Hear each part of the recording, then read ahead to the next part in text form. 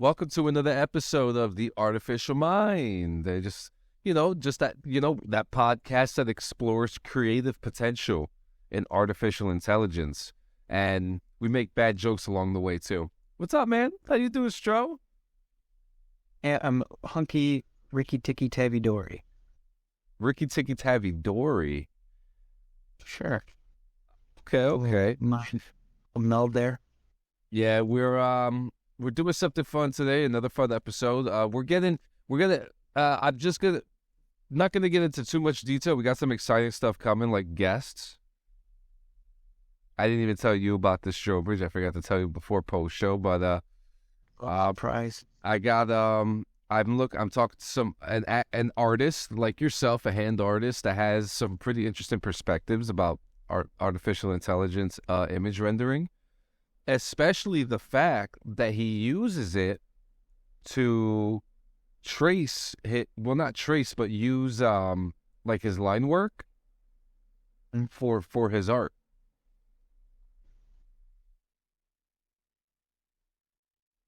Hmm. Interesting, right? I'm kind of picturing that. I don't want to be biased, so I'm waiting to see it. Yeah, man. I mean, you're a hand artist too. So, have you ever thought about using? Yeah, have you ever thought about using line work with art or image rendering? Like using the inning programs or like just illustrating programs? Yeah. Well, yeah, like using the illustrated programs to get your line work done using the AI to give you the base for it. I don't know how he uses it, how he does it. I think that'll be something for him to talk about. Still just in my infancy, like learning that kind of stuff. My boss actually, she has like those pads and he used Procreate. Oh, yeah. Stuff like that. So I'm kind of getting introduced into that. So that's a slow process. Yeah, so before we get into the fun stuff, let me get this on for you. Are we good? Are we good on that front? You can see everything now, buddy? We are good. All right, cool. But before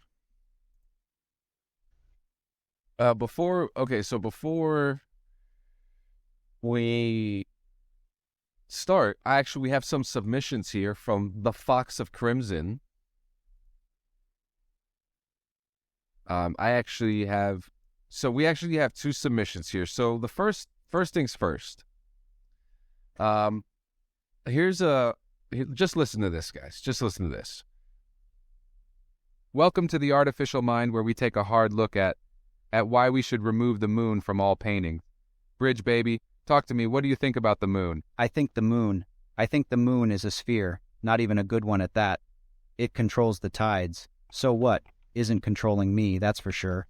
I really wish Yumi and Lore would just follow through on their promise to remove that fake sun from orbit. Interesting, you know. You know what I always say. More moons, more problems. I mean, dude, the one we have is bad enough. To be fair, man, I think Yumi and Lore is a way better podcast. Kind of just waiting for them to buy us out at this point. I, for one, welcome our new lore overlords. That's fair. I mean, just look at this. John, they are absolute gigachads, and we are stuck with being cringe. Well, that's all for this episode of The Artificial Mind. Thanks for coming. Be sure to take pot shots at the moon later. Make it know we don't appreciate it looking down at us like that. Thanks, everyone. Come back next week for why we need to remove the sun as well. It's pretty much just a big hot pumpkin, and that's unforgivable. Bye, everyone. So first off, that was not us. Well, it was us, but it was not us. It was us, but it wasn't us. Primitive. Yeah. What was your reaction when I first sent that to you? Freaked me the hell out is what you did. Like, I don't remember doing that. Wait, was this one of our Ambien podcasts? You know, people take Ambien and they make bad purchases on Amazon and stuff like that at night. And that's what I thought happened with that. But no, it was one of your little buddies came up with that and then ran it by me. And I was like, oh my God, up till this point, I thought AI was fine. How could possibly ruin us? Yeah. So I was a little paranoid at first, I'll be honest. yeah, so that is actually made through 11 AI. You could use it. I mean, first off, it's scary because you can kind of deep fake. I saw this video. I saw this video of Donald Trump and Joe Biden fighting in an Overwatch game, just talking trash to each other. And that is what, to me, that's what AI should be done for. It should be done to make comical things and not get anybody in trouble. That's a big thing. So we also have a submission from the Fox of Crimson. The submission is this. Wow. Completely took over the screen, for Christ's sakes. But yeah. What are your... But I mean, the Dalai Lama is all about peace. Yes, this is about the only way you're ever going to see kangaroo. I mean, this is fun. That's the kami kangaroo. It's a red one. The kami kangaroo. Like I said at the beginning of this podcast, there's going to be a bunch of bad jokes. I guess I'm supplying the bad jokes. I'm coming through. Listen, I'm not a comedian either, right, man? I am not a comedian either, but let's get into some of these renders, man. What do you say? That's too bad. It's to renderify. So this first one, the idea was to build a future soldier. Now we wanted to throw in some abstractness and surrealness to these rendered images that we have created today. So this rendered image is a future soldier. Now the interesting, if you want, there was a whole process. There was a whole process to this. So I wanted to build a kind of a background to this. Like I said, I wanted this soldier to feature someone in the future with an abstract and surreal aesthetic. The soldier should remain the focus of the photo with no distracting background elements. I wanted the aesthetic to be shown in the forefront.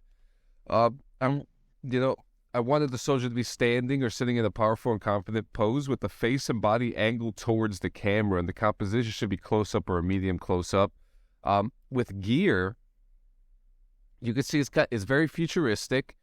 Dressed in military gear, such as a sleek bodysuit or armor with glowing accents.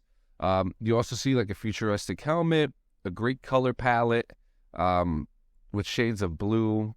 You got a little bit of hints of purple, some green in there. See, I'll see that they talk about like in the future, like people are going to start having facial tattoos, so cameras cannot detect them, detect their faces and stuff. Like RFID, right? Yes, yep. Yeah, I could see that. Like, there's been a couple movies like where the heroine's got like a pixelated tattoo on her face or his face, and yeah, kind of. Yep. Just the overall mood. I just wanted to have like a dreamlike quality, with like futuristic, and obviously like that abstract aesthetic. But when I thought of like abstract and like surreal, like I had personally like a different notion in mind, but I'm not upset with what came out. Oh, I was impressed when you showed it. I was to be rescued by her. Yeah, like the overall mood for this should be like intense and otherworldly, but also aspirational and also empowering. Like there are times when my daughter sees, sometimes she sees these powerful women in cinema and video games and television doing these cool things. She's just like, girls could do that too. I'm just like, yes, they can. Yes, they can. Sometimes better. Yep. You ready for the next one? And that can go back that futuristic thing. To like the one with the arms from the, what is that, World War II era? Yep. You're right. And stuff. Oh, Rosie the Riveter. Oh, I actually, that term. Cool. Rosie the River. I'll have to remember that from on. Yep. So what's the subject of this? So I was toying around with the idea of like seeing if Mid-Journey could do a idea of like something going backwards in time, like seeing the motion of the colors going back in time. So like best thing I could think of seeing something go back in time is someone re-inhaling a cigarette. Oh, see, this is the type of abstractness and surrealness that I was going for. You know, with the blending and the cool shapes, colors, the like these beautiful retro colors. I don't always feel like I needed to tell the prompts for certain things, but this was I liked how I typed it out. It almost sounds like a poem maybe. Just says backwards time shot surreal portrait of smoke being re-inhaled as cyberpunk. What can you say about the clothing and accessories of this rendering? The clothing is pretty modern. It's futuristic. The things I notice, like that could almost be her Ikea superimposed over her neck, because that's kind of what if I remember correctly, that's what your trachea looks like. Yeah, Your throat. very interesting. So almost like X-ray, but still put together at the same time, kind of. So it's showing you all what's going on when you're smoking. Possibly, I guess this could be Yeah, a caution picture. that's awesome. About that. And I smoke cigarettes. Bad, bad, bad, bad, bad. That's awesome. My next one. Ah, the New Frontier. Oh no, this was that New Frontier. This one is actually called Belle of the West. So I wanted a portrait of a woman in a world set in the 1880s with the Wild West cowboy theme, rendered with surreal and abstract lighting and shapes.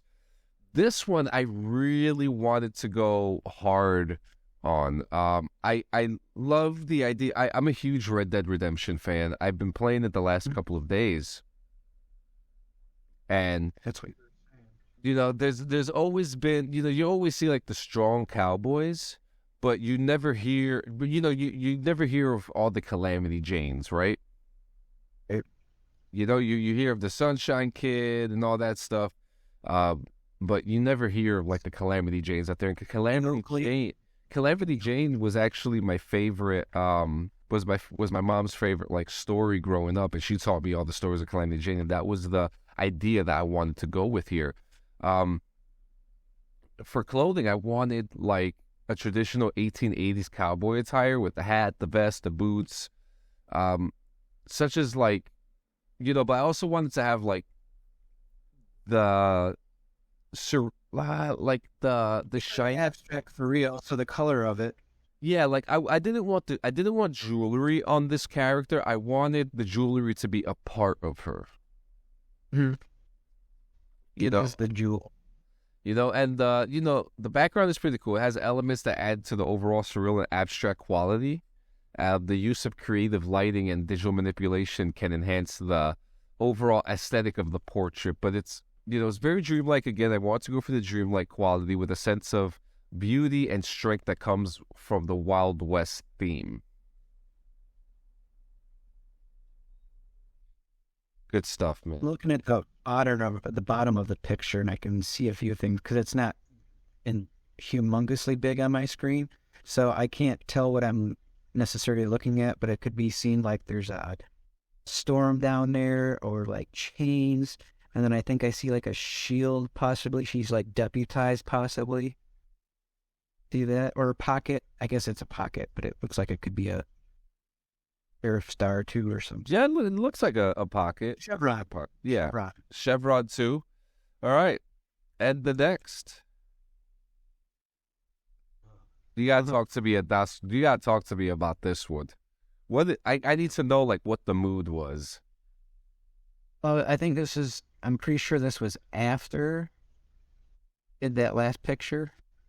I think a lot of the times you'll figure out my mind state if you can figure out what pictures I did in order. Yeah. Like This must have been the one this must have been the one that you did late at night. yeah, these were okay. Oh, I was still going with the surreal portrait idea, right? Yep. The prompt is surreal portrait of an alien's clock, possibly represented by the four elements: earth, air, fire, and water. That's what that Weird. looks like. A book novel cover. I'm not gonna. Yeah, that's definitely the vibe I'm getting. A Stephen King, something else, some guy that's new that's just on the scene. But man, does he got some cool book covers. It's like an album cover as well. It's got like that. No, the jest. We're going back So to that could totally be that could be like a Use Your Illusion Volume 3. Yeah, I love it because like you have elements of the smoke, and then you have like elements of cold. You have like the ember all the way in the bottom. This like kind of like alien Mayan style as well. Line all over the place. I like it when it can. I see an anchor over on the left side too, which is pretty cool. So it has like that clock feel. It's like there's clocks on each corner.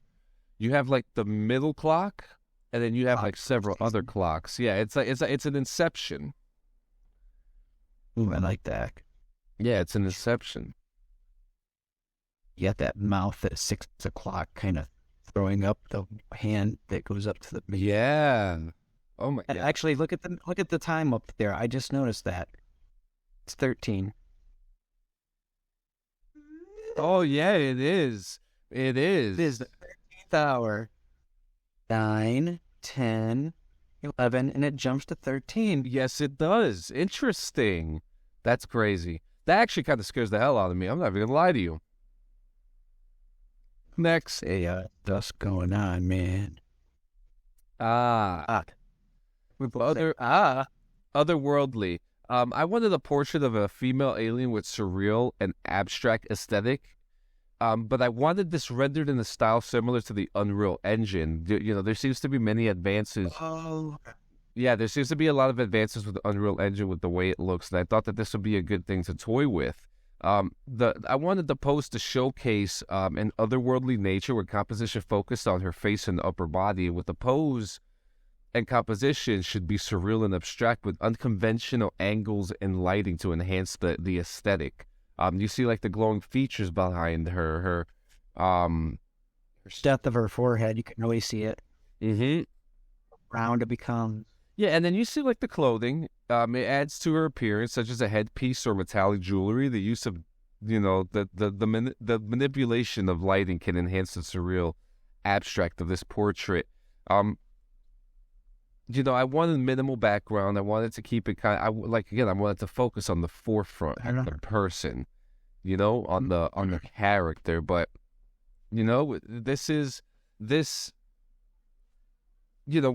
when we think of characters, I was going like more with the Fifth Element. Like The opera singer. Yep, the opera singer. And I didn't want to exactly make it look like her with the tentacles and the dressing and the color and all that stuff. I wanted to make someone more original, but in like in the style of like a character who would live in this universe, right? So this is actually one of my favorite renders that I have done. Very cool stuff, man. Very cool stuff.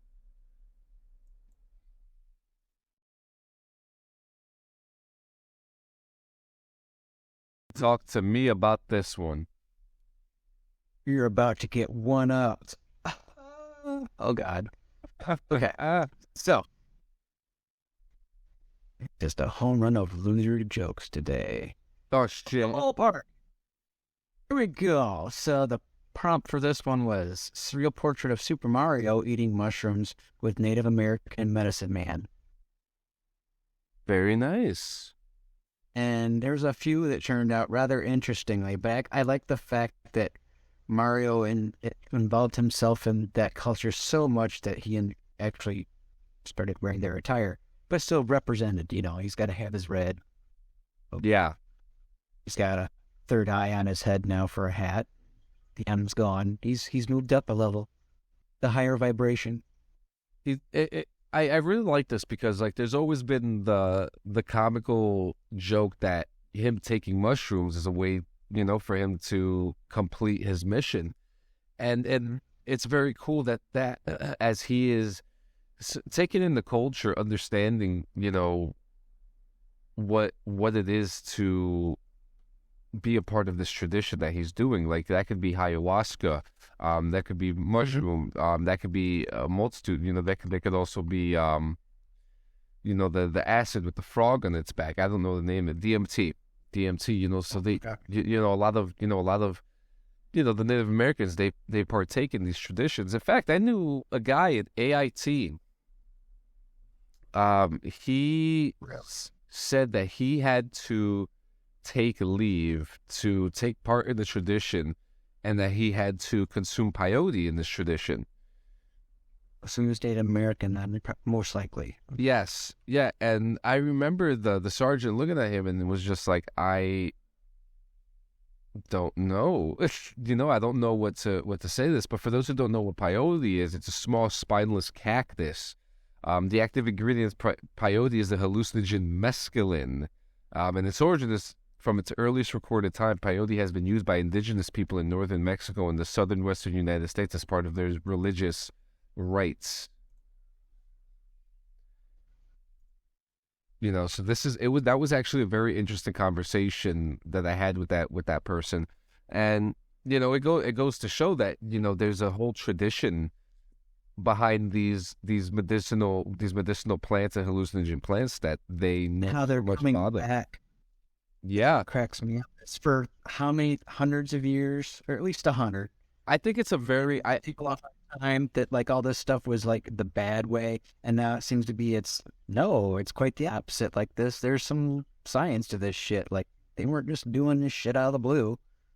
Oh, yeah. The wrong thing to figure out. Don't eat that. Don't do this. So, yep. And another wonderful rendering. I love how this came out. The medicine man looks like he's just like he's ready. He keeps on looking at that hat too, man. Yeah, he's a little worried about the hat. Is that thing gonna get bigger? I love the fact too that Super Mario doesn't look Italian here, but he looks Native American here. That he is. I'm saying he adopted it, man. He went all the way. This is not the Italian Super Mario that we know and love. The landlord, the aged war chief Mario. Yes, it is Mario, war chief Mario. Anyway. So this one is the new frontier. I wanted a portrait of an astronaut who just graduated, taking his graduation portrait with his helmet open. And it's actually it's actually interesting too, because like the flag actually looks correct. It's probably the most accurate flag that I've seen in artificial intelligence image rendering in a long time. I wanted like a confidence in his pose, a proud pose. I wanted this person to feel like, he belongs, a person who's proud of what they've done. The astronaut, I wanted him dressed in the standard spacesuit with all the necessary visible equipment, oxygen tanks, communication devices. The name tag and mission patch, I wanted to be like visible, but that didn't turn out. But I wanted like this overall realism to this portrait. I wanted him to be proud, confident. Another minimal background, except I wanted like a NASA galaxy aesthetic blending with him, which is exactly what it did in the bottom there.